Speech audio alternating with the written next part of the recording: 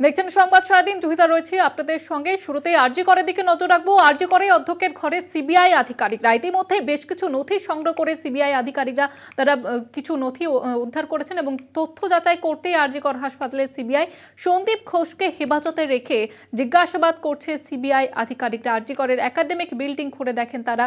CBI এর দুর্নীতি দমন শাখার আধিকারিকরা আজকে সেখানে যান এবং বিভিন্ন অফিস ঘুরে দেখেন, বিভিন্ন নথি খতিয়ে দেখেন, হাসপাতালের বিভিন্ন বিভাগ ঘুরে দেখেন তারা। আপনারা দেখতে পাচ্ছেন সেই ছবি। আরজি কর হাসপাতালে সিবিআই আধিকারিকের 5 সদস্যের দল সেখানে সিবিআইয়ের দুর্নীতি দমন শাখার আধিকারিকরা পৌঁছে যান এবং ইতিমধ্যে বেশ কিছু তথ্য সংগ্রহ করেছেন বলে জানা যাচ্ছে।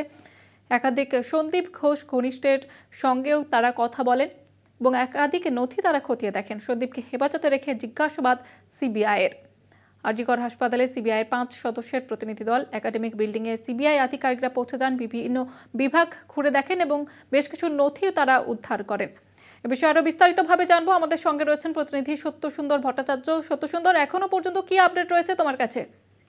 দেখো, সিবিআই আধিকারিকেরা কিছুক্ষণ আগে তারা বেরিয়ে গিয়েছেন এবং মূলত যেটা জানা যাচ্ছে যে আরজি কর মেডিকেল কলেজ হাসপাতালের প্রাক্তন সন্দীপ ঘোষকে ইতিমধ্যেই হেফাজতে নিয়েছে সিবিআই এবং আর্থিক দুর্নীতি সহ একাধিক বিষয়ে তার যে তদন্ত প্রক্রিয়া চলছে সেই তদন্তে কিন্তু বেশ জিজ্ঞাসাবাদে কোনো নতুন তথ্য উঠে থাকতে পারে এমনটাই কিন্তু মনে করা হচ্ছে এবং সেই তথ্যের সূত্র ধরেই আরজি কর মেডিকেল কলেজ হাসপাতালের অধ্যক্ষের ঘরে এসে কথাবার্তা বলেছেন তারা। বেশ কিছু নথি যাচাইয়ের বিষয় সিবিআই এর আধিকারিকদের রয়েছে এবং সেই ক্ষেত্রেই কিন্তু আরজি কর মেডিকেল কলেজ হাসপাতালে আসা এবং সেখানে এসে ইতিমধ্যেই সন্দীপ ঘোষের বিরুদ্ধে টেন্ডার দুর্নীতি সহ একাধিক যে সমস্ত অভিযোগ এসেছে আর্থিক নয়ছয় সেই বিষয়ে তথ্য যাচাই করতেই তারা এসেছিলেন এমনটাই কিন্তু মনে করা হচ্ছে।